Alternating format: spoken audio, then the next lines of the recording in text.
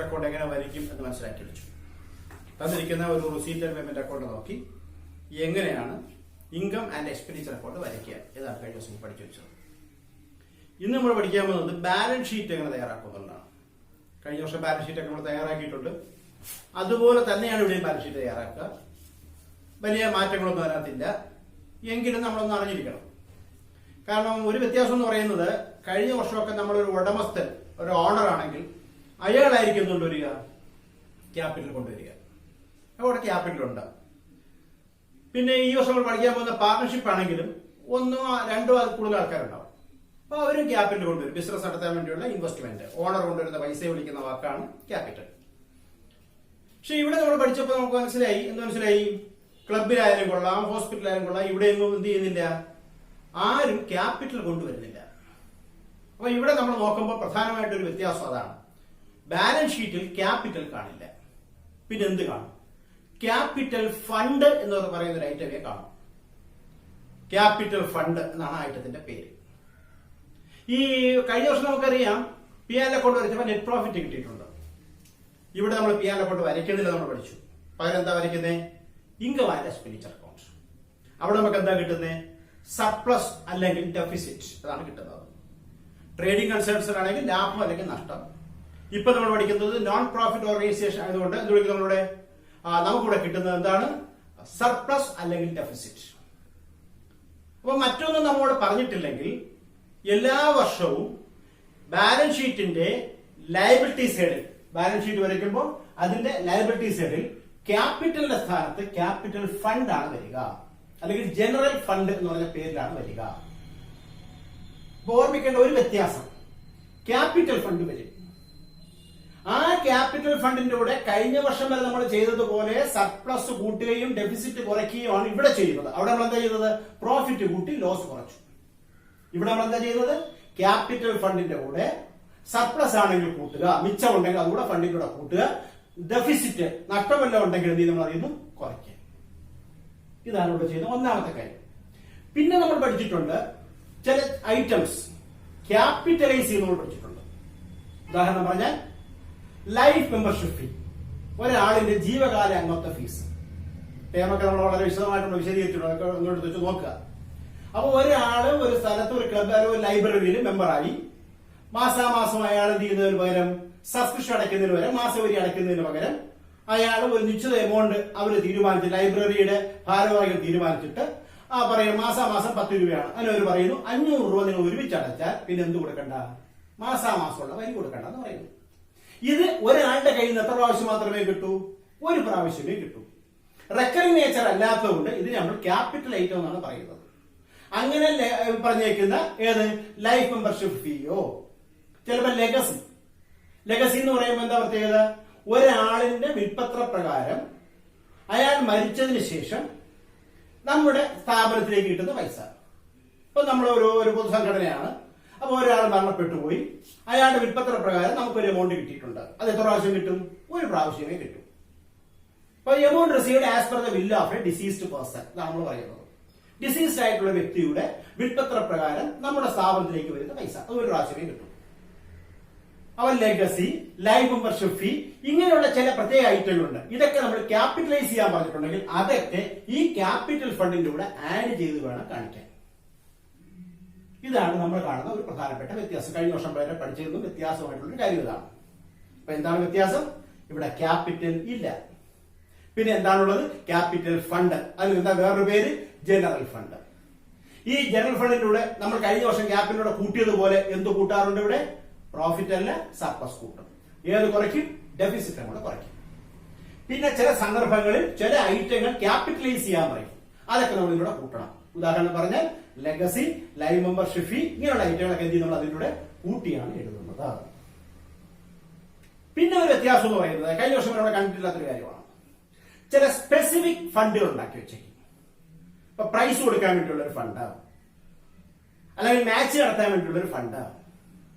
അപ്പൊ ഇങ്ങനെ സ്പെസിഫിക് ആയിട്ടുള്ള ഫണ്ട് വല്ലതും രൂപീകരിച്ചിട്ടുണ്ടെങ്കിൽ ആ ഫണ്ട് എല്ലാം നമ്മൾ ഇവിടെയാണ് കാണിക്കുക.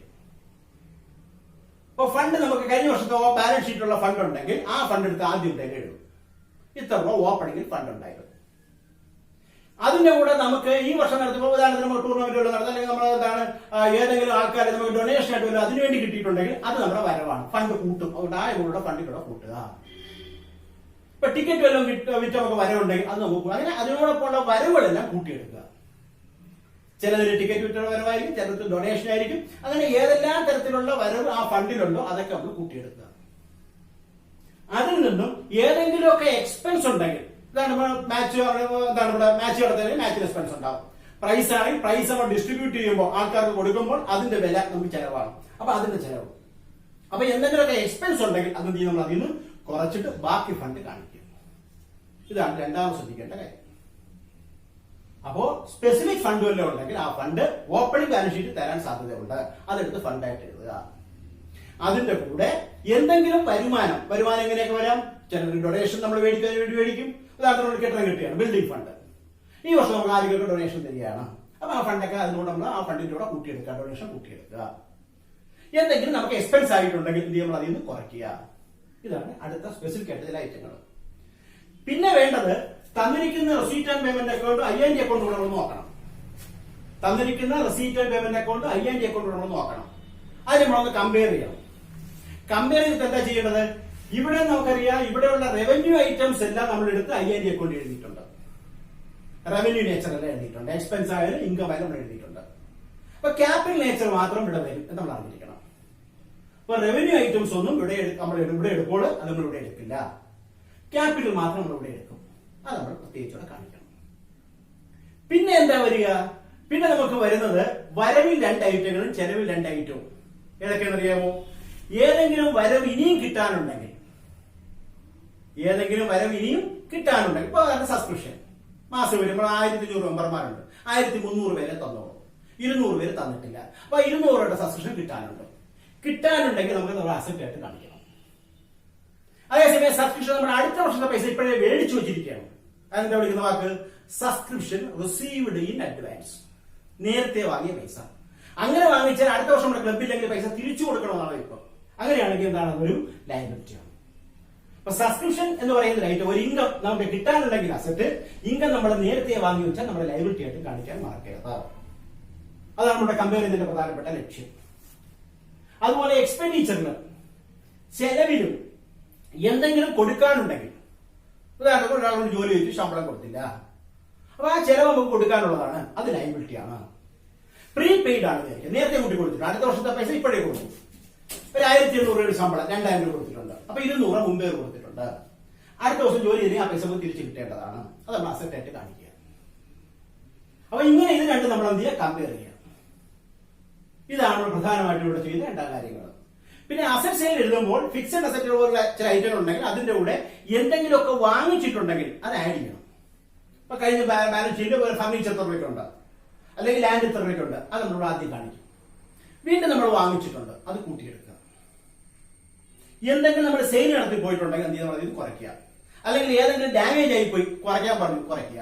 അല്ലെങ്കിൽ എന്തെങ്കിലും ഡിസ്കാർഡ് ചെയ്തേക്കാൻ പറഞ്ഞു, അവഗണിച്ചേക്കാൻ പറഞ്ഞു, അത് വേണ്ട, അത് കുറയ്ക്കുക. അപ്പൊ സെയില്, ഡിസ്കാർഡ്, ഡാമേജ് ഇതൊക്കെ നമ്മൾ ഫിക്സഡ് അസറ്റ് ആണെങ്കിൽ അതിൽ നിന്ന് കുറയ്ക്കണം. പിന്നെ ഡിപ്രീസിയേഷൻ നമുക്കറിയാം, ഡിക്രീസിന്റെ value permanent asset. Fixed asset ഉണ്ടാവുന്ന വില കുറവ്, അതുണ്ടെങ്കിൽ അത് കുറയ്ക്കുക. അപ്പൊ ഇവിടെ ഇത്രയും കാര്യങ്ങളുണ്ട് അസറ്റിന്റെ കൂടെ. എന്തൊക്കെ അസറ്റിന്റെ കൂടെ ഉള്ള കാര്യങ്ങൾ? അസറ്റിന്റെ ആദ്യം എഴുതിയിട്ട് അഡീഷൻ ഉണ്ടെങ്കിൽ കൂട്ടണം, വിറ്റിട്ടുണ്ടെങ്കിൽ കുറയ്ക്കണം, ഡാമേജ് ഉണ്ടെങ്കിൽ കുറയ്ക്കണം, ഡിസ്കാർഡ് ചെയ്യാൻ പറഞ്ഞാൽ കുറയ്ക്കണം, ഡിപ്രീസിയേഷൻ കുറയ്ക്കണം. അപ്പൊ ഇങ്ങനെയുള്ള ചില കാര്യങ്ങളൊക്കെ നമ്മൾ ഇതിനകത്ത് അസറ്റ് സൈഡിൽ കാണിക്കണം. ഇതാണ് നമ്മൾ പ്രധാനമായിട്ടും ബാലൻസ് ഷീറ്റ് പറയുമ്പോൾ നമുക്ക് ജനറലായിട്ട് പറയാനുള്ളത്. പക്ഷെ ഇത് മാത്രം കൊണ്ട് നമുക്ക് ഒരു കണക്ക് ചെയ്യാൻ പറ്റില്ല. അതിനാണ് ഞാനിവിടെ ഒരു എക്സാമ്പിൾ ഇട്ട് നമ്മളൊരു കണക്കിലൂടെ പറയുന്നത്. അപ്പൊ ഈ കണക്കിന്റെ ഈ ക്വസ്റ്റ്യൻ നമ്മൾ എന്ത് ചെയ്തിട്ടുണ്ട്? ഇതിൽ അപ്ലോഡ് ചെയ്തിട്ടുണ്ട്. അപ്പൊ ആദ്യം ഈ ക്വസ്റ്റ്യൻ എടുത്തിട്ട് നോക്കുക, എന്നിട്ട് ബാക്കി കേട്ടാലേ നമുക്ക് മനസ്സിലാവും. ക്വസ്റ്റ്യൻ ഞാൻ നിങ്ങൾക്ക് വേണ്ടി ഒന്ന് ചെറുതായിട്ടൊന്ന് വായിച്ച് അയച്ച് നമുക്ക് പരിചയപ്പെടാം. ഒന്നാമത്തെ ഐറ്റം നമുക്ക് തന്നിരിക്കുന്നത് റെസീറ്റ് ആൻഡ് പേയ്മെന്റ് അക്കൗണ്ട് ആണ് തന്നിരിക്കുന്നത്. Receipt and payment account. അപ്പോ റെസീറ്റ് ആൻഡ് പേയ്മെന്റ് അക്കൗണ്ട് എന്താ തന്നിരിക്കുന്നത്? March 31, 31 March 2015, 2015ലാണ്. അപ്പൊ 2015 അവസാനിക്കുന്ന മാർച്ചിലെ ആകെയുള്ള റെസീറ്റുകളും ആകെയുള്ള പേയ്മെന്റുമാണ് തന്നേക്കുന്നത്. അപ്പൊ ഇതില് ബാലൻസ് ബ്രോഡ് ആണ്. നമുക്കറിയാം ക്യാഷ് ഇൻ ഹാൻഡ് ആണ് തന്നേക്കുന്നത്. നമ്മുടെ കൈവശിരിക്കുന്ന പൈസ, കയ്യിരിക്കുന്ന പൈസ, അതാണ് ആദ്യത്തെ ഐറ്റം. ഇത് നമുക്കറിയാം, ഇത് ബിസിനസിന്റെ തുടക്കമുള്ള ബാലൻസ് ആണ്, ഓപ്പണിംഗ് ബാലൻസ്. എല്ലാ കണക്കേണ്ടത് വരും, നമ്മൾ ശ്രദ്ധിച്ച് പറയാം, നോക്കിക്കോണം. ഓപ്പണിംഗ് ബാലൻസ് ആണ്. അപ്പൊ ഈ പറഞ്ഞിരിക്കുന്ന ഐറ്റം നമുക്ക് എവിടെയാണ് കാണിക്കേണ്ടി വരിക? നമുക്കറിയാം, ഇൻകം ആൻഡ് എക്സ്പെൻസ് അക്കൗണ്ട് നമ്മൾ എടുക്കും ഏതുപോലെ, കഴിഞ്ഞ വർഷം ട്രേഡിംഗ് ആൻഡ് പി&എൽ അക്കൗണ്ട് എടുക്കാത്ത പോലെ ഇവിടെ വരുന്ന ഐറ്റം അല്ല ക്യാഷ് ഇൻ ഹാൻഡ്, പിന്നെ വരുന്നത് ബാലൻസ് ഷീറ്റിലാണ്. അപ്പൊ ഇത് ഓപ്പണിംഗ് ആണെങ്കിൽ അത് ഇപ്പോഴത്തെ ബാലൻസ് ഷീറ്റ് വരില്ല, അത് ഓപ്പണിംഗ് ബാലൻസ് ഷീറ്റ് വരുമ്പോൾ അവിടെ ക്യാഷ് ആയിട്ട് കാണിക്കും. അത്രയേ ഉള്ളൂ. ഒന്നുകൂടെ പറയാം, ആദ്യത്തെ ഐറ്റം ക്യാഷ് ഇൻ ഹാൻഡ്, ഇത് അസറ്റ് ആണ്, അസറ്റ് ആകുമ്പോൾ ബാലൻസ് ഷീറ്റിലാണ് വരിക. ഇത് ഓപ്പണിംഗ് ആണ്, അതുകൊണ്ട് ഓപ്പണിംഗ് ബാലൻസ് ഷീറ്റാണ് വരുന്നത്. ഓക്കെ ആണല്ലോ, ശരി. രണ്ടാമത് മെമ്പേഴ്സിന് കിട്ടിയ സബ്സ്ക്രിപ്ഷൻ 2,50,000 റുപ്പീസ് നമ്മുടെ അംഗങ്ങൾക്ക് സബ്സ്ക്രിപ്ഷൻ ആയിട്ട് കിട്ടിയിട്ടുണ്ട്. നമുക്ക് സബ്സ്ക്രിപ്ഷൻ കിട്ടിയതിനു ശേഷം ഇതിങ്ങനെ ആവർത്തിച്ച് കിട്ടിക്കൊണ്ടിരിക്കുന്ന ഐറ്റം ആയതുകൊണ്ട് നമ്മൾ കഴിഞ്ഞ വർഷം പഠിച്ചിട്ടുണ്ട്. കഴിഞ്ഞ ദിവസം എന്താ പഠിച്ചത്? ഇത് റെക്കറിംഗ് നേച്ചറാണ്. ഇത് ഡെബിറ്റ് സൈഡിൽ തന്നെ അതിന്റെ ക്രെഡിറ്റ് സൈഡ് നമ്മൾ ഇൻകം ആയിട്ട് കാണിക്കണം, കിട്ടുന്ന ഐറ്റം. അതുകൊണ്ട് ഇത് I&D അക്കൗണ്ടിന്റെ ക്രെഡിറ്റ് സൈഡിൽ ഇൻകം ആയിട്ട് കാണിക്കേണ്ട ഐറ്റമാണ് എന്ന് പറയുന്നത് മെമ്പേഴ്സിന് കിട്ടിയ സബ്സ്ക്രിപ്ഷൻ. അടുത്ത എന്താ ഐറ്റം? മെമ്പേഴ്സിന് കിട്ടിയ അഡ്മിഷൻ ഫീ. ഒരു വലിയ എമൗണ്ട് ഒന്നും അല്ലാത്തതുകൊണ്ട് നമ്മൾ വേറെ ഒന്നും പറയാത്തതുകൊണ്ട്, കാരണം 2 ലക്ഷം രൂപയൊക്കെ സബ്സ്ക്രിപ്ഷൻ ഉള്ള സ്ഥലത്ത് 15,000 വലിയ എമൗണ്ട് അല്ല. അപ്പൊ ഇങ്ങനെ പറഞ്ഞിരിക്കുന്ന അഡ്മിഷൻ ഫീ മറ്റൊന്നും പറഞ്ഞിട്ടില്ലെങ്കിൽ നമുക്ക് എന്തായിട്ട് എടുക്കാം? ഇൻകം ആയിട്ട് എടുക്കാം. കാരണം കിട്ടുന്ന പൈസ കിട്ടുന്നതൊക്കെ വരവായിട്ടേ പറയും. അപ്പൊ അതുകൊണ്ട് നമുക്ക് ഇൻകം ആയിട്ട് എടുക്കാം. പിന്നെ sale of old sports materials. ഇപ്പോഴുള്ള മെറ്റീരിയൽസ് അല്ല, പഴയത് അവിടെ കിടന്ന എല്ലാം കൂടെ ആക്കി വരയ്ക്ക് നമ്മൾ വിറ്റ് കിട്ടിയതാണ്. അതുകൊണ്ട് sale of old sports material എന്ന് പറയുന്നത് സ്പോർട്സ് മെറ്റീരിയൽസ് പഴയത് വിറ്റ് കിട്ടിയതാണ്, അത് നമുക്ക് വരവാണ്. അതുകൊണ്ട് വരവായിട്ട് കാണിക്കണം. അപ്പൊ I&D അക്കൗണ്ട് വരയ്ക്കുമ്പോൾ അത് വരവായിട്ട് എടുക്കും. അടുത്തത് ഹയർ ഓഫ് ഗ്രൗണ്ട്. നമ്മൾ ഗ്രൗണ്ട് ആർക്കെങ്കിലും വാടക കൊടുത്ത് അവിടെ നമ്മൾ ഹയർ ചാർജ് മേടിക്കുക. അപ്പൊ ആ ഗ്രൗണ്ട് ഉള്ള കാലത്തോടെ നമുക്ക് ഹയർ ചാർജ് കിട്ടും. അതുകൊണ്ട് നമുക്ക് എന്താണ്? ഒരു ഇൻകം ആണ്. അതുകൊണ്ട് അതും I&D അക്കൗണ്ട് ഇൻകം ആയിട്ട് കാണിക്കാം. അടുത്തെന്താണ്? Subscription for tournament. ടൂർണമെന്റ് എടുത്താൽ വേണ്ടി നമുക്ക് സബ്സ്ക്രിപ്ഷൻ കിട്ടിയതാണ്. അപ്പൊ അങ്ങനെ സബ്സ്ക്രിപ്ഷൻ വരെ കിട്ടിയത് ഇത് ടൂർണമെന്റ് ആണ്. ഇത് നമുക്ക് ബാലൻസ് ഷീറ്റിൽ ടൂർണമെന്റ് ഫണ്ട് എന്നുള്ള ഹെഡ് നമുക്ക് കാണിക്കാം. ഈ കിട്ടിയ പൈസ 60,000 രൂപ ഉണ്ട്, നമുക്കൊരു ഫണ്ടാണ്, അത് ഫണ്ടായിട്ട് കാണിക്കാം. ലൈഫ് മെമ്പർഷിപ്പ് ഫീ.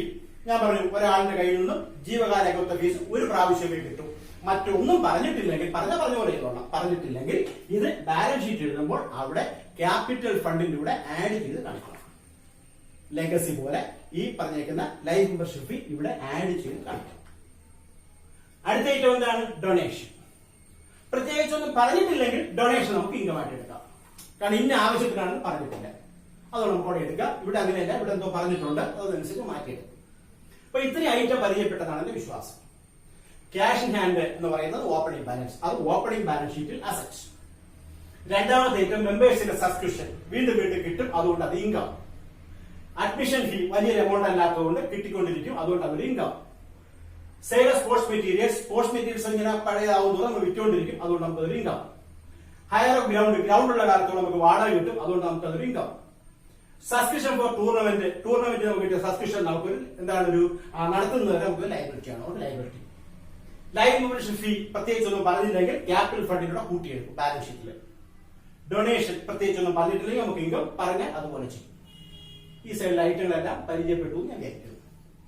അടുത്ത മറു side balance brought down bank over draft. ബാങ്കിൽ നിന്നും നമ്മൾ അധികമായിട്ട് എടുത്ത പൈസ അത് ഓപ്പണിംഗ് ആണ്, കാരണം ഓപ്പണിംഗ് ഉള്ള ബാലൻസ് ആണ്.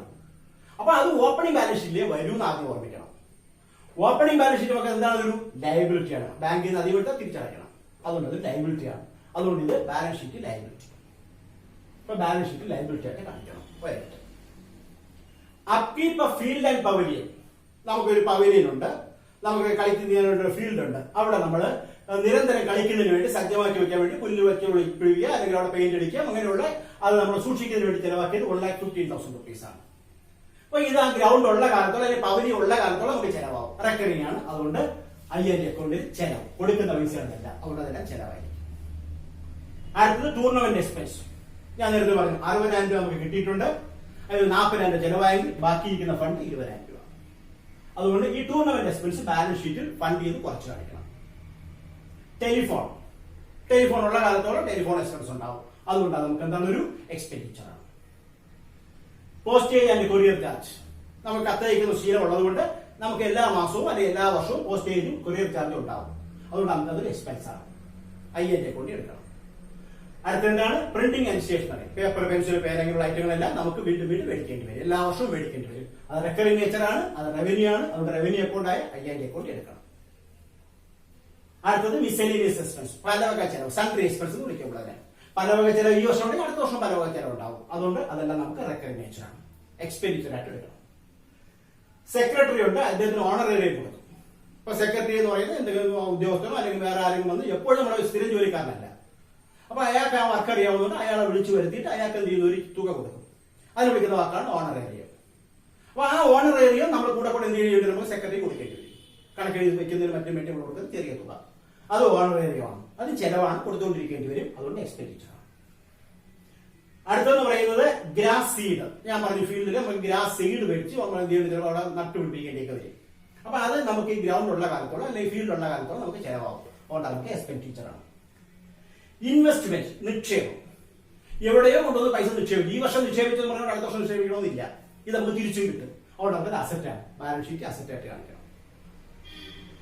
Purchase of sports materials. Sports materials നമ്മൾ വാങ്ങിച്ചു, 68,000 രൂപയ്ക്ക് വാങ്ങിച്ചെങ്കിൽ അത് അവിടെ സ്വത്തായിട്ട് കാണും. അവിടെ ബാലൻസ് ഷീറ്റ് അസറ്റായിട്ട് കാണിക്കുക. ഇവിടെ നിന്നുകൊണ്ട് ഞാൻ സെയിൽസ് കുറച്ചില്ല, ഇത് ഓൾഡ് എന്ന് എടുത്ത് പ്രത്യേകം പറഞ്ഞിട്ടുണ്ട്. അപ്പൊ പഴയതാണെന്ന് പറഞ്ഞിട്ടുണ്ട്. അപ്പൊ ഇത് ഈ കൂട്ടത്തിൽ വാങ്ങിച്ച കൂട്ടത്തിലുള്ളതൊന്നല്ല, എന്നോ ഇവിടെ കിടന്നത് പറക്കി വിൽക്കും എന്നുള്ള അർത്ഥം. അതുകൊണ്ട് നമ്മളത് ഇവിടെ നമ്മൾ തീര കുറയ്ക്കില്ല. അതുകൊണ്ടാണ് നമ്മുടെ ഇൻകമായിട്ട് എടുത്തത് നേരത്തെ. ഓക്കെ. പിന്നെ ഉള്ളത് ബാലൻസ്. ഈ ബാലൻസ് ഒക്കെ ക്യാഷ് ഇൻ ഹാൻഡ് ആണ്. ഇത് ക്ലോസിംഗിലുള്ള ക്യാഷ് ആണ്. അതുകൊണ്ട് ബാലൻസ് ഷീറ്റിൽ അസറ്റ് ആയിട്ട് കാണിക്കാൻ ക്യാഷ്. അപ്പൊ ഇത്രയും പറഞ്ഞ ഒരു കാര്യം നമുക്ക് മനസ്സിലായി. എന്താ മനസ്സിലായത്? ഈ പറഞ്ഞ ഐറ്റങ്ങളെല്ലാം ഈ മൂന്നിൽ ഒരു സ്ഥലത്തേ വരും. ചിലതാണ് ഞാൻ അക്കൗണ്ടിലെ എക്സ്പെൻഡിച്ചർ അല്ലെങ്കിൽ ഇൻകം, അല്ലെങ്കിൽ ബാലൻസ് ഷീറ്റിലെ ഇപ്പോഴത്തെ ബാലൻസ് ഷീറ്റിൽ അസറ്റ് അല്ലെങ്കിൽ ലയബിലിറ്റി, അല്ലെങ്കിൽ ഓപ്പണിംഗ് സമയത്തുള്ള ബാലൻസ് ഷീറ്റിൽ അസറ്റ് അല്ലെങ്കിൽ ലയബിലിറ്റി. രണ്ട് സ്ഥലങ്ങളിൽ ഇത് എടുക്കില്ല. അപ്പൊ ആ ഒരു കൺഫ്യൂഷനെ ഇവിടെ വേണ്ട. അപ്പൊ ഏതെങ്കിലും ഒരു സ്ഥലത്ത് മാത്രമേ എടുക്കൂ എന്ന് മനസ്സിലായി.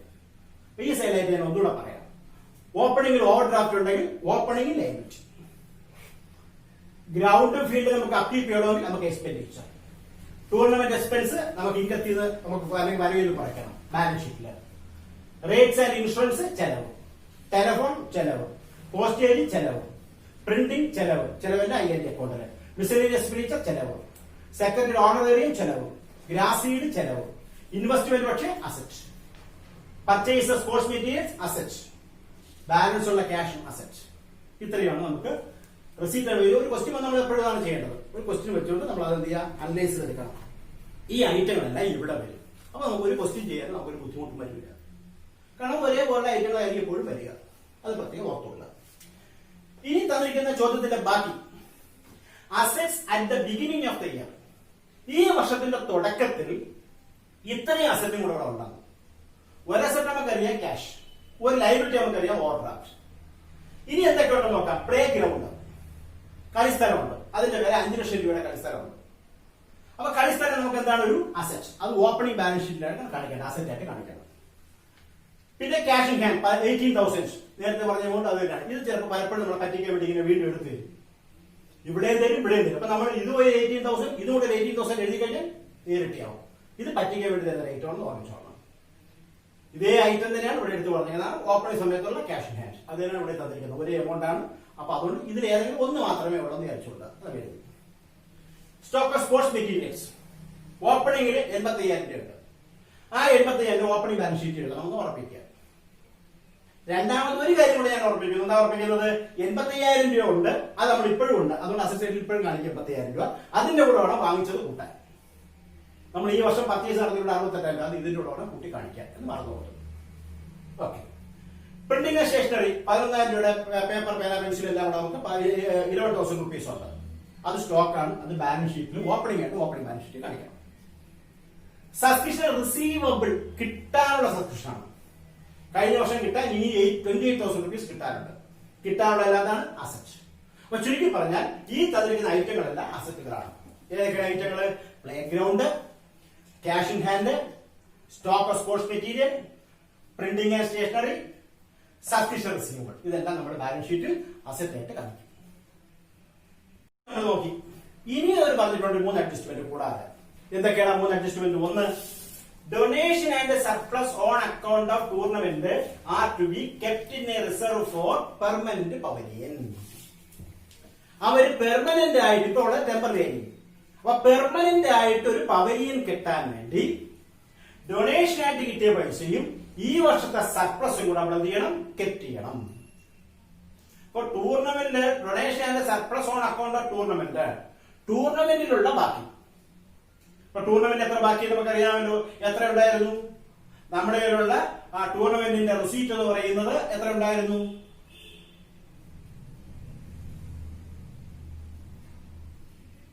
ടൂർണമെന്റ് റെസീറ്റ് എന്ന് പറഞ്ഞുകൊണ്ട് നമുക്ക് കിട്ടിയിട്ടുണ്ട്. അപ്പോൾ ചെലവാക്കിയ പൈസ എന്ന് പറയുന്നത് ടൂർണമെന്റ് നമ്മൾ ചെലവാക്കിയിരിക്കുന്ന പൈസ 40,000 രൂപ. ടൂർണമെന്റ് നമുക്ക് കിട്ടിയ പൈസ 60,000 രൂപ. അപ്പൊ 60,000 രൂപയുടെ ചെലവും കഴിഞ്ഞ് 40,000 കഴിഞ്ഞ ബാക്കി 20,000 രൂപ. ആ 20,000 രൂപയും അതാണ് ഏത് പറയുന്നത്? Surplus on account of tournament എന്ന് പറയുന്നത്. അതും ഡൊണേഷൻ നമുക്ക് എത്ര കിട്ടിയിട്ടുണ്ട്? 6 lakhs. അങ്ങനെ 6 ലക്ഷവും 20,000 ചേർത്ത് 6,20,000 രൂപ നമ്മൾ ഇവിടെ പവലിയൻ ഫണ്ട് എന്നുള്ള പേര് കാണിക്കണം. സ്പെസിഫിക് ഫണ്ട് ബാലൻസ് ഷീറ്റ് പ്രത്യേകം കാണിക്കാൻ പറഞ്ഞു. അപ്പൊ ഇനി നമുക്കൊരു കാര്യം മനസ്സിലായി. നമ്മൾ ഈ പറയുന്ന ഡൊണേഷൻ നേരത്തെ പറഞ്ഞു ഇത് ഒന്നും പറഞ്ഞില്ലെങ്കിൽ ഇൻകമായിട്ട് എടുക്കാന്ന് പറഞ്ഞു. പക്ഷെ അവർ എടുത്തു പറഞ്ഞിരിക്കുന്നു ഇത് പവലിയൻ ഫണ്ടായിട്ട് വയ്ക്കാൻ. അതുകൊണ്ട് നമ്മൾ അവിടെ ഇൻകമായിട്ട് എടുക്കൂല, പകരം ബാലൻസ് ഷീറ്റ് എടുക്കും. ക്ലിയർ ആണല്ലോ?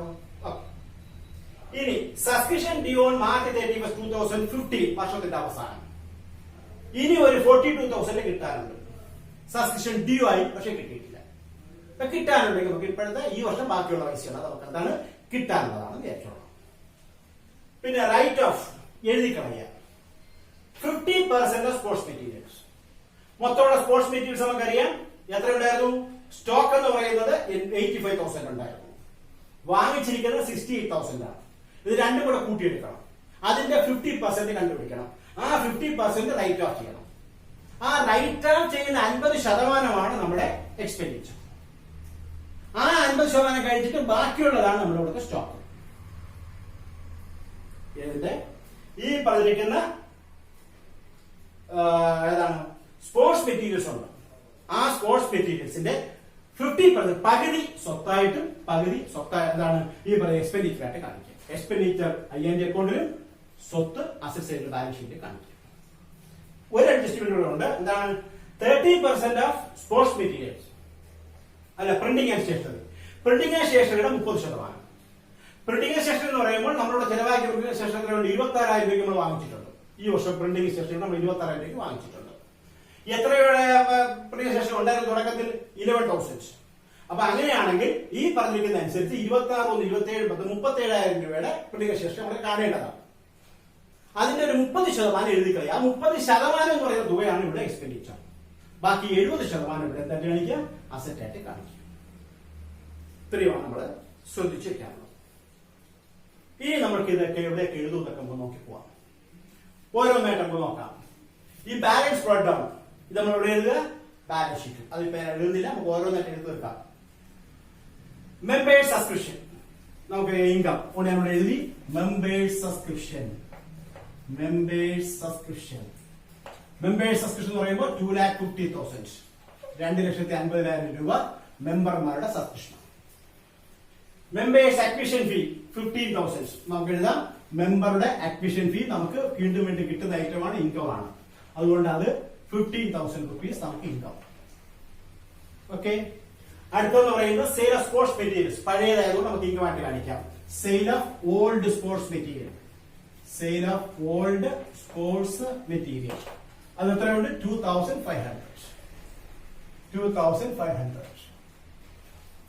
അടുത്ത ഐറ്റം ഏതാണ്?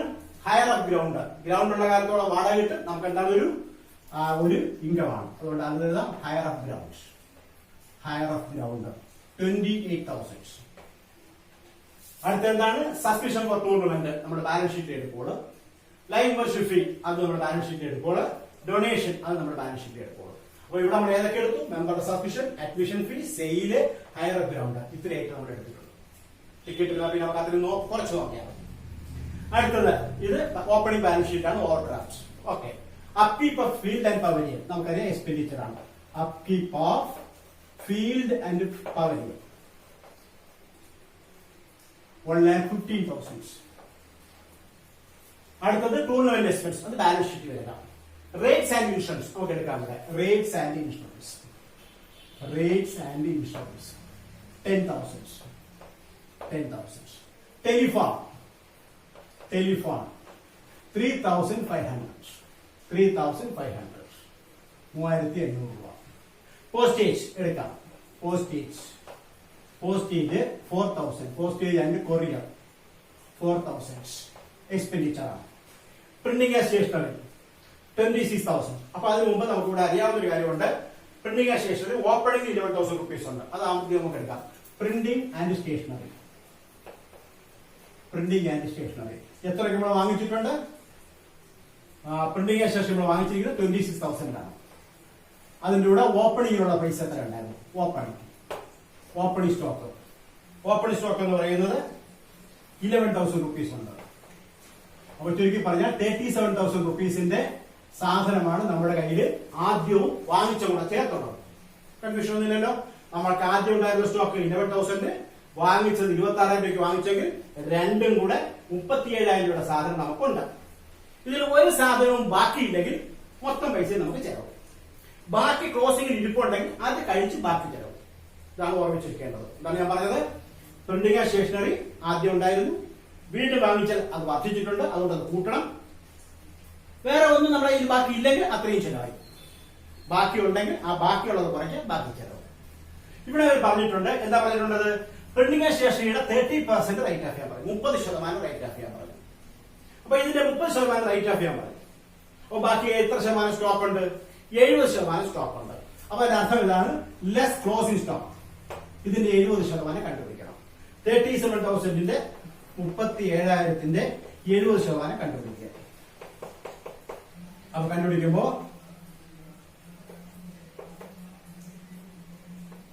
25,900. 25,900. 25,900. അപ്പൊ 25,900 എന്ന് പറയുന്നതാണ് ഇവിടുത്തെ എന്ന് പറയുന്നത് സ്റ്റോക്ക്. അത് കുറയ്ക്കുക. ബാക്കി എത്ര നോക്കണം? 11,000 രൂപ. അതാണ് ഇവിടെ തന്നിരിക്കുന്നത്. നമ്മൾ കണ്ടുപിടിച്ചിരിക്കുന്നത് 11,000 രൂപ. എന്താണ് നമുക്കിവിടെ പ്രിന്റിംഗ് ആൻഡ് സ്റ്റേഷനറിയിൽ ബിഗിനിങ്ങിലുണ്ട്. 11,000 റുപ്പീസ് നമുക്ക് തുടക്കത്തിൽ ഉണ്ടായിരുന്നു. ഇത്രയും കൂടെ നമ്മൾ വാങ്ങിച്ചിട്ടുണ്ട്. മൊത്തം 37 30% പോയി. ബാക്കി 11,000 രൂപയുടെ സ്റ്റോക്ക് നമുക്ക് ചെലവായി. 25,000 നമുക്ക് സ്റ്റോക്ക് ആയിട്ട് കാണാം. ക്ലിയർ ആണല്ലോ? പറഞ്ഞെല്ലാം ഓർമ്മയുണ്ടല്ലേ? അപ്പൊ പ്രിന്റിംഗ് ആൻഡ് സ്റ്റേഷനറി ഓർമ്മിക്കുന്നു. ഇരുന്ന സ്റ്റോക്കിന്റെ കൂടെ വാങ്ങിയുടെ കൂട്ടിയെടുത്തു. ക്ലോസിംഗിലുള്ള സ്റ്റോക്ക് കുറച്ചു. ഈ ക്ലോസിംഗ് സ്റ്റോക്ക് നമ്മൾ എങ്ങനെ കണ്ടുപിടിച്ചത്? 30% റൈറ്റ് ഓഫ് ചെയ്യാൻ പറഞ്ഞുകൊണ്ട് 70% സ്റ്റോക്കാണ്. ആ 70% കണ്ടുപിടിച്ച് ക്ലോസിംഗ് സ്റ്റോക്ക് എന്നുള്ള രീതി നമ്മൾ ഇതിലൂടെ കുറച്ചു. ക്ലിയർ ആണല്ലോ? അടുത്തത് മിസലേനിയസ് എക്സ്പെൻസ്.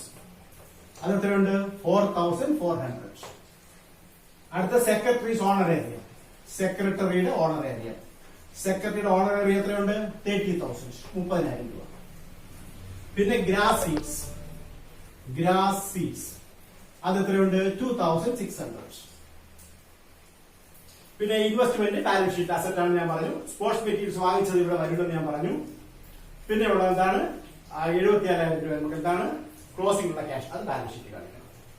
അപ്പൊ ഇതിനകത്തുള്ള ഐറ്റങ്ങളെല്ലാം നമുക്ക് കാണിക്കാം. അപ്പൊ എന്തൊക്കെ എടുത്തു നമുക്ക് നോക്കാം. ഈ 1,50,000 നമ്മൾ എടുത്തു. ടൂർണമെന്റ് എക്സ്പെൻസ് എടുത്തിട്ടില്ല. റേറ്റ്സ് എടുത്തു, ടെലിഫോൺ എടുത്തു, പോസ്റ്റേജ് എടുത്തു, പ്രിന്റിംഗ് സ്റ്റേഷനറി എടുത്തു, മിസലേനിയസ് എടുത്തു, സെക്രട്ടറിയുടെ ഓണറേറി എടുത്തു, ഗ്രാസ് സീഡ്സ് എടുത്തു. ഇത്രയും നമ്മൾ എടുത്തു കഴിഞ്ഞു. ബാക്കി മാത്രം ചിന്തിച്ചാൽ മതി. ഇനി ബാക്കിയ ചോദ്യം വായിക്കുന്നത്. ഓപ്പണിംഗുള്ള പ്ലേ ഗ്രൗണ്ട് ഇത്ര, ഓപ്പണിംഗുള്ള ക്യാഷ് ഇത്ര, സ്റ്റോക്ക് സ്പോർട്സ് മെറ്റീരിയൽസ് 85,000 രൂപയുണ്ട്. അപ്പൊ ഇത് നമുക്ക് എടുക്കേണ്ടി വരും. എന്തെന്നറിയാമോ കാര്യം? അതിന്റെ 50% നമുക്ക് റൈറ്റ് ഓഫ് ചെയ്യാൻ പറഞ്ഞു. അപ്പൊ 50% കണ്ടുപിടിക്കുന്നത് എങ്ങനെ?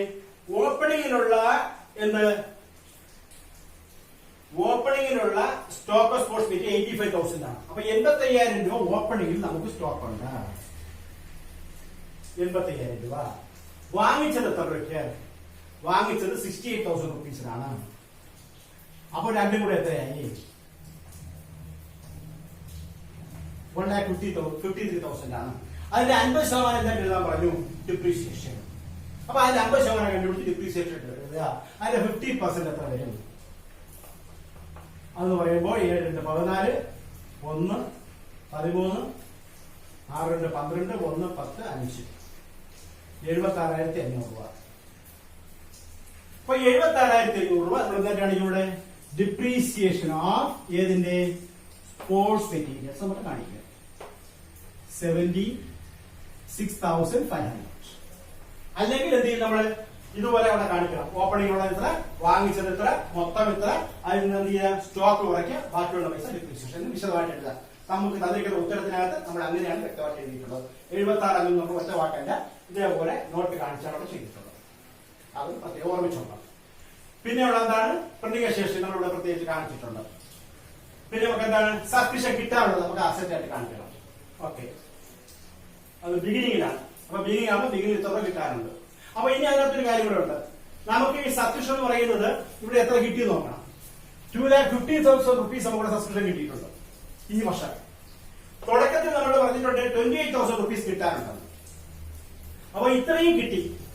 അപ്പൊ എന്റെ ഒരു ചോദ്യം, 2,50,000 റുപ്പീസ് ഇപ്പോഴത്തെ പൈസ മാത്രമാണോ? 2,50,000 റുപ്പീസ് ഇപ്പോഴത്തെ പൈസയാണോ? അല്ല. കരുതാണ്, കഴിഞ്ഞ വർഷം എത്ര കിട്ടാനുണ്ട്? 28,000 രൂപ തുടക്കത്തിൽ കിട്ടാനുണ്ടെങ്കിൽ അതും കൂടെ ചേർത്താണ് കിട്ടിയിട്ടുള്ളത്.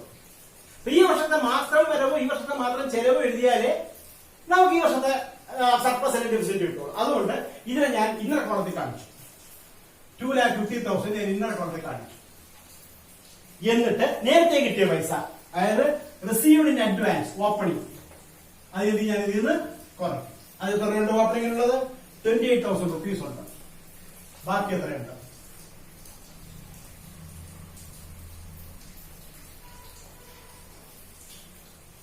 $2,50,000 28,000 കുറയ്ക്കുക. 2,50,000 റുപ്പീസ് 28,000 എത്രയുണ്ട്? 10, 1, 2, 3, 2, 5, 2,22,000. 2,22,000 റുപ്പീസ് ആണ് നമുക്ക് അവിടെ ഉള്ളത്. 2,22,000 റുപ്പീസ് അവിടെ ഉണ്ട്. അപ്പോൾ അതാണ് അവിടെ എന്താ പറയുന്നത്, ഔട്ട്സ്റ്റാൻഡിംഗ്. അപ്പൊ അത് തുടങ്ങി. പിന്നെ സബ്സ്ക്രിപ്ഷനില് നമുക്ക് ഒരു കാര്യം കൂടെ ഉണ്ട്. അപ്പൊ നമുക്ക് ഇത് താഴോട്ട് ഇടാം. അപ്പൊ നമുക്ക് വ്യക്തമാവും. സബ്സ്ക്രിപ്ഷൻ കിട്ടിയത് എത്ര? സബ്സ്ക്രിപ്ഷൻ കിട്ടിയത് 2,50,000. 2,50,000. ആ 50,000 റുപ്പീസ് എത്ര രൂപ കഴിഞ്ഞ ദിവസത്തെ പൈസ ഉണ്ട്? 28,000. അത് കുറയ്ക്കുക. ലെസ് റിസീവ്ഡ് ഇൻ അഡ്വാൻസ് 28,000 ഉണ്ട്. കുറച്ച്. അപ്പൊ 2,22,000. ഇനിയും പറഞ്ഞിട്ടുണ്ട് രണ്ടാമത്തെ adjustment, subscription due on 31 March 42,000. 42,000 രൂപ ഇനിയും കിട്ടാനുണ്ട്. അപ്പൊ കിട്ടിയ എമൗണ്ട് ഇത്ര, ഈ വർഷം ഇനിയും കിട്ടാനുള്ള എമൗണ്ട് ഇത്ര. മൊത്തം വരുമാനം കിട്ടിയത് മാത്രം പോരാ. ഞാനിപ്പോ ജോലി ചെയ്ത് എനിക്ക് ഒരു 500 രൂപ കിട്ടി. 800 രൂപ ശമ്പളം തരും. 500 കിട്ടിയാൽ എനിക്ക് 300 രൂപ കിട്ടാനുണ്ട്. അപ്പൊ യഥാർത്ഥ വരുമാനം 800 ആണെന്ന് പറഞ്ഞാൽ എന്ത് വേണം? കിട്ടിയത് മാത്രമല്ല, കിട്ടാനുള്ളതോടെ നമുക്ക് എന്ത് ചെയ്യണം? അതിലൂടെ ആഡ് ചെയ്ത് എടുക്കണം. അങ്ങനെയാണെങ്കിൽ നമുക്കറിയാം ആഡ് ഔട്ട്സ്റ്റാൻഡിംഗ് ക്ലോസിംഗ് അത് 42,000. അപ്പൊ 42,000 കൂട്ടിയെടുക്കുമ്പോ 2,64,000 റുപ്പീസ് ആണെന്ന് പറയുന്നത് നമ്മുടെ ഏതെന്ന് പറയുന്നത് സബ്സ്ക്രിപ്ഷൻ എന്ന് പറയുന്നത്. അതത്രയാണ്. പിന്നെ നമുക്ക് നോക്കാം.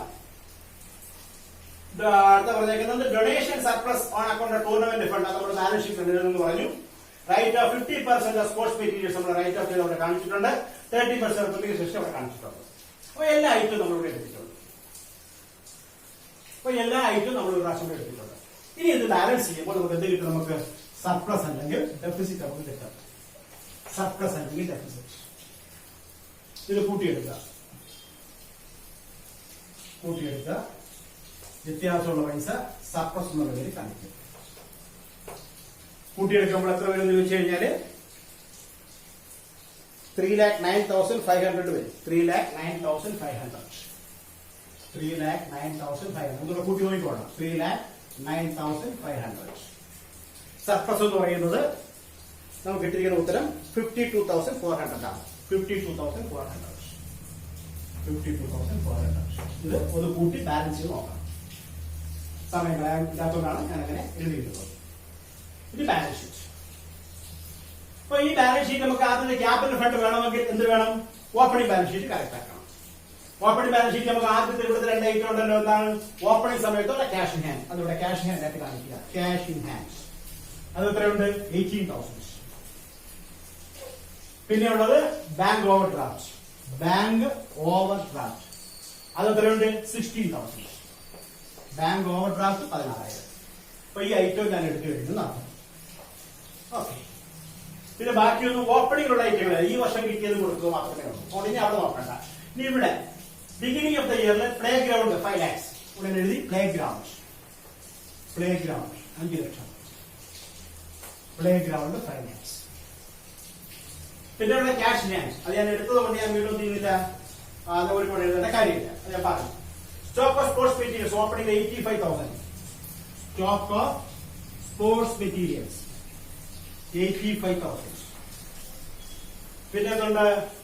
Printing and stationery, stock of printing and stationery, printing and stationery 11,000. പിന്നെ എന്തുണ്ട്? സബ്സ്ക്രിപ്ഷൻ കിട്ടാനുള്ളത് 28,000. സബ്സ്ക്രിപ്ഷൻ റിസീവബിൾ, സബ്സ്ക്രിപ്ഷൻ റിസീവബിൾ അത് 28,000. ഇതെല്ലാം കൂടെ കൂട്ടിയെടുക്കുക. ഇതെല്ലാം കൂടെ കൂട്ടിയെടുത്തിട്ട് നമ്മളിവിടെ ഇപ്പുറത്ത് അതിന്റെ വ്യത്യാസം ലഭിക്കുന്ന പൈസയാണ് ക്യാപിറ്റൽ ഫണ്ട് എന്ന് പറയുന്നത്. ക്യാപിറ്റൽ ഫണ്ട്സ് കൂട്ടിയെടുക്കുമ്പോൾ 8, 5, 13, 14, 22, 2, 4, 5, 8, 13,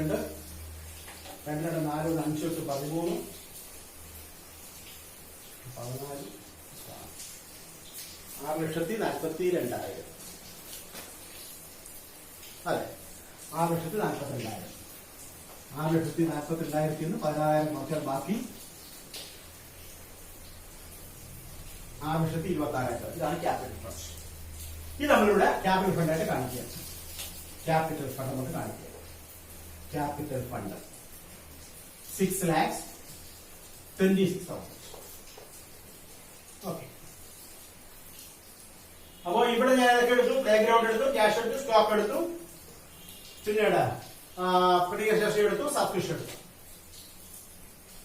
കഴിഞ്ഞു. ഈ സബ്സ്ക്രിപ്ഷൻ ഞാൻ നേരത്തെ ഇവിടെ എടുത്തിട്ടുണ്ട്, അതുകൊണ്ട് അതിന് 2 പ്രാവശ്യം ഞാൻ എടുത്ത് എഴുതും. പിന്നെ ഉള്ളത് പ്രിന്റിംഗ് ആൻഡ് സ്റ്റേഷനറി, ഒന്ന് ഞാൻ ഇവിടെ എടുത്തു, ഒന്ന് ഞാൻ 11,000 ഇവിടെ എടുത്തിട്ടുണ്ട്, അതുകൊണ്ട് അത് ഞാൻ 2 പ്രാവശ്യം എടുത്തിട്ടുണ്ട്. Stock of sports materials 85,000 rupees ഞാൻ ഇവിടെ എടുത്തു, അവിടെ മാത്രമേ എടുത്തിട്ടുള്ളൂ. പിന്നീട് ക്യാഷ് ഹാൻഡ് 18,000, അത് നമുക്ക് എന്താണ്? അസറ്റ്.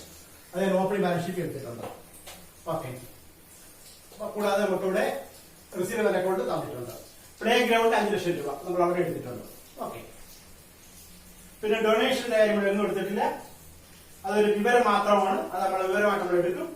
സബ്സ്ക്രിപ്ഷൻ നമുക്ക് 42,000 രൂപ നമ്മൾ ഒരു സ്ഥലത്ത് എടുത്തിട്ടുണ്ട്, 42,000 നമ്മൾ ഒരു സ്ഥലത്ത് എടുത്തിട്ടുണ്ട്.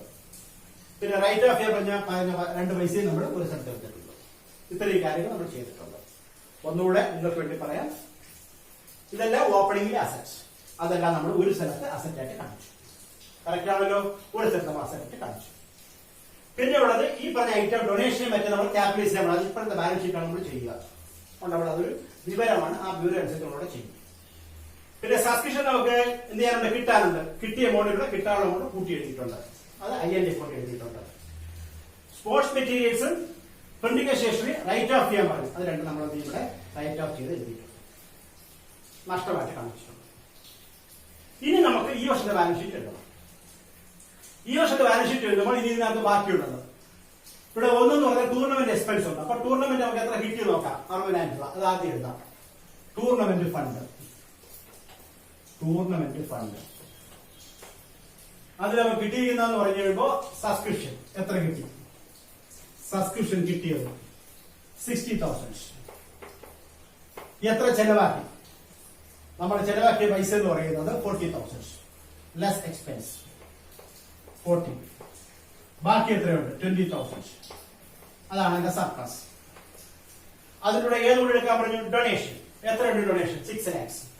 ആഡ് ഡൊണേഷൻ, ആഡ് ഡൊണേഷൻ 6 ലക്ഷം രൂപ. അപ്പൊ മൊത്തം എത്രയായി? 6,20,000. 6,20,000 രൂപ എന്തുണ്ട് നമുക്കവിടെ? ടൂർണമെന്റ് ഫണ്ടായിട്ടുണ്ട്. ക്ലിയർ ആണല്ലോ? അപ്പൊ അത് കഴിഞ്ഞു. പിന്നെ നമുക്കറിയാം കിട്ടിയ സർപ്ലസ് ഇത് ഏതിലൂടെ കൂട്ടാൻ ഞാൻ പറഞ്ഞിട്ടുണ്ട്? ക്യാപിറ്റൽ ഫണ്ടിലൂടെ കൂട്ടാൻ പറഞ്ഞു. അതുകൊണ്ട് എഴുതുന്നു ആഡ് സർപ്ലസ്. IND അക്കൗണ്ടിലുള്ള സർപ്ലസ് 52,400. അതിനോട് കൂട്ടുക.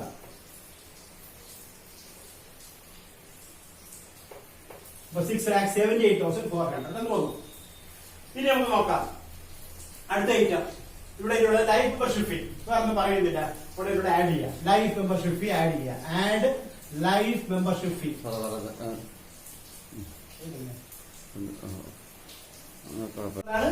ലൈഫ് മെമ്പർഷിപ്പ് ഫീ അത് നമുക്ക് ഇതിലൂടെ ആഡ് ചെയ്യണം. അപ്പൊ 6,00,000 98,400. ഓക്കെ ആണല്ലോ. അപ്പൊ അത് നമ്മളിവിടെ തന്നെ കാണിച്ചുകൂടെ എടുക്കും. പിന്നെ പറഞ്ഞിരിക്കുന്നത് ഡൊണേഷൻ, അത് നമ്മൾ 6 ലക്ഷം രൂപ കൂട്ടിയിട്ടുണ്ട്. അതുകൊണ്ട് അത് നമ്മൾ എടുത്തു കഴിഞ്ഞു. ഓക്കെ ആണല്ലോ. ഇത് മനസ്സിൽ നമ്മൾ എടുക്കാൻ ബാക്കി എടുക്കേണ്ട ഇൻവെസ്റ്റ്മെന്റ് അസറ്റ് ആണ്. നമ്മളിവിടെ എഴുതി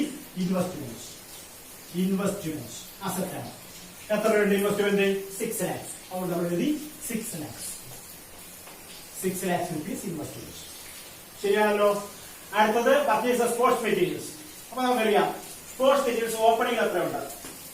ഓപ്പണിംഗ് ഉള്ള സ്പോർട്സ് മെറ്റീരിയൽസ് എന്ന് പറയുന്നത് 85,000. ഇവിടെ എഴുതി സ്പോർട്സ് മെറ്റീരിയൽസ് 85,000 ഉണ്ടായിരുന്നു.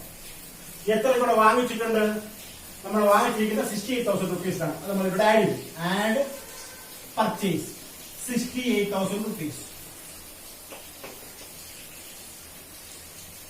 അപ്പൊ കിട്ടും മൊത്തം 1,53,000 എന്ന് കിട്ടും. 1,53,000. അതിന്റെ എത്ര രൂപ നമ്മൾ ഡിപ്രീസിയേഷൻ എഴുതിയിട്ടുണ്ട്? 76,500 നമ്മൾ ഡിപ്രീസിയേഷൻ. അത് നമുക്ക് ഇതിൽ നിന്ന് കുറയ്ക്കണം.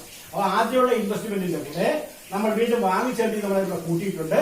അത് കൂട്ടിയതിനു ശേഷം എത്ര ഡിപ്രീസിയേഷൻ ഉണ്ടോ ആ ഡിപ്രീസിയേഷൻ നമുക്ക് എന്ത് ചെയ്യണം? അതിൽ നിന്ന് കുറയ്ക്കണം. അപ്പൊ ലെസ് ഡിപ്രീസിയേഷൻ 76,500. ബാക്കി കുറയ്ക്കുമ്പോൾ 76,500 വരെ വരികയും ചെയ്യും. കാരണം 50% ഡിപ്രീസിയേഷൻ. ബാക്കി കുറയ്ക്കേണ്ട വരികയും ചെയ്യും. കുറച്ച് പോയിക്കോളാം. പിന്നെ നമുക്കുള്ളത് എന്താണ്? ഇൻവെസ്റ്റ്മെന്റ് എടുത്തു, ഇതെടുത്തു. ബാലൻസ് ആയിട്ടുള്ള ക്യാഷ്. അപ്പൊ അത് അസറ്റ് ആണ്. കൊണ്ട് കാണിക്കണം cash in hand asset 74,000 rupees asset. അപ്പൊ അതുമായി ഇപ്പൊ ചുരുക്കി പറഞ്ഞു കഴിഞ്ഞാൽ റെസീറ്റ് ആയിട്ടുള്ള ഐറ്റങ്ങളെല്ലാം നമ്മൾ ഒരു പ്രാവശ്യം എല്ലാ സക്സസ്ഫുൾ. ഇനി അഡ്ജസ്റ്റ്മെന്റ് നോക്കാം. Play ground. അന്നത്തെ പ്ലേ ഗ്രൗണ്ട് എന്ന് പറയുന്നത് ഇന്നൊന്നും വിറ്റായിട്ട് പറഞ്ഞിട്ടില്ല. അതുകൊണ്ട് നമുക്ക് എന്തായിട്ട് കാണിക്കാതെ അസറ്റ് ആയിട്ട് കാണിക്കാം. എത്ര രൂപ പ്ലേ ഗ്രൗണ്ട് ഉണ്ട്? 5 ലക്ഷം രൂപയുടെ പ്ലേ ഗ്രൗണ്ട് ഉണ്ട്. അപ്പൊ 5 ലക്ഷം രൂപയുടെ പ്ലേ ഗ്രൗണ്ട് എന്നുള്ള രീതിയിൽ അസറ്റ് ആയിട്ട് കാണിക്കാം. പ്ലേ ഗ്രൗണ്ട് 5 lakhs അത് കാണിക്കുക. പിന്നെയുള്ള ക്യാഷ് ആയിട്ട് ഓപ്പണിംഗിലാണ്. ഇന്ന് ആ ക്യാഷ് മാറി 74,000 ആയിട്ടുണ്ട്. നമ്മളോട് ഇപ്പൊ കാണിച്ചിട്ടുണ്ട്. പിന്നെ സ്റ്റോക്ക് ഓഫ് സ്പോർട്സ് മെറ്റീരിയൽ 85,000 ആയിരുന്നു. അത് നമ്മൾ കാണിച്ചു. അതിനുള്ള വാങ്ങിച്ചത് കൂട്ടി ഡിപ്രീസിയേഷൻ ചെയ്തിട്ടുണ്ട്. ഓക്കെ. പ്രിന്റിംഗ് സ്റ്റേഷനറി 11,000 rupees ആണ് ഉണ്ടായിരുന്നത്. അത് നമ്മൾ ഓപ്പണിംഗിൽ കാണിച്ചു. അതിലൂടെ വാങ്ങിച്ച കൂട്ടി ക്ലോസിംഗിൽ ഇത്രയും ഉണ്ടെന്ന് പറഞ്ഞു. അപ്പൊ അതിവിടെ സ്റ്റോക്ക് ആയിട്ട് എടുക്കാം. Stock of printing and stationery എത്ര ഉണ്ടായിരുന്നു? 25,900 rupeesന്റെ സ്റ്റോക്ക് ഉണ്ട്. നമ്മൾ നേരത്തെ കണ്ടുപിടിച്ചിട്ടുണ്ട്. അതൊന്ന് സ്റ്റോക്ക് ആയിട്ട് കാണിച്ചു. അപ്പൊ പ്രിന്റിംഗ് സ്റ്റേഷനറി ഓപ്പണിംഗ് 11,000, ക്ലോസിംഗ് 25,900 അത് കാണിച്ചു. പിന്നെ സബ്സ്ക്രിപ്ഷൻ അന്ന് കിട്ടാനുള്ള 28,000 അത് നമ്മളവിടെ അഡ്ജസ്റ്റ് ചെയ്തിട്ടുണ്ട്. ഈ പറയുന്ന പൈസ നമ്മൾ അവിടെ അഡ്ജസ്റ്റ് ചെയ്തിട്ടുണ്ട്. പിന്നെ ഡൊണേഷൻ എന്ന് പറയുന്ന 2 ഐറ്റം നമ്മളിവിടെ എന്ത് ചെയ്തിട്ടുണ്ട്? ഫണ്ടിലൂടെ നമ്മൾ അഡ്ജസ്റ്റ് ചെയ്തിട്ടുണ്ട്. ഇനി സബ്സ്ക്രിപ്ഷൻ എത്ര കിട്ടാനുണ്ട്? 42,000 rupees ഇപ്പോൾ കിട്ടാനുണ്ട്. കിട്ടാനുണ്ടെങ്കിൽ നമുക്ക് എന്താണ് ഒരു അസറ്റ്. അതുകൊണ്ട് സബ്സ്ക്രിപ്ഷൻ ഔട്ട്സ്റ്റാൻഡിംഗ് അത് 42,000 അസറ്റ് ആയിട്ടൂടെ കാണിക്കണം. 42,000 ഡിപ്രീസിയേഷൻ ആണ് കുറച്ചിട്ടുള്ളത്. ഇത്രയും എഴുതിയിട്ട് 2 വർഷവും നമ്മൾ ടാലി ചെയ്ത് നോക്കിക്കഴിഞ്ഞ എന്താവും? 2 വർഷവും നമുക്ക് ഒരേ ഉത്തരം കിട്ടും. ഈ ഉത്തരവ് ഞാൻ നേരിട്ടുള്ളവര് അപ്ലോഡ് ചെയ്തിട്ടുണ്ട്. അപ്പൊ ഇത്രയും ഞാൻ പറഞ്ഞിരുന്നത് നിങ്ങൾ സ്വന്തമായിട്ട് എന്ത് ചെയ്യണം? ഈ ക്വസ്റ്റ്യൻ എടുത്ത് വെച്ചിട്ട് കാര്യം മനസ്സിലാക്കി ചെയ്തു നോക്കുക. ചെയ്തു നോക്കുമ്പോൾ ഉത്തരം കറക്റ്റായിട്ട് നമുക്ക് കിട്ടും. അപ്പൊ നിങ്ങൾക്ക് മനസ്സിലായി നമ്മൾ വിശ്വസിക്കും. ഓക്കെ, ശരി.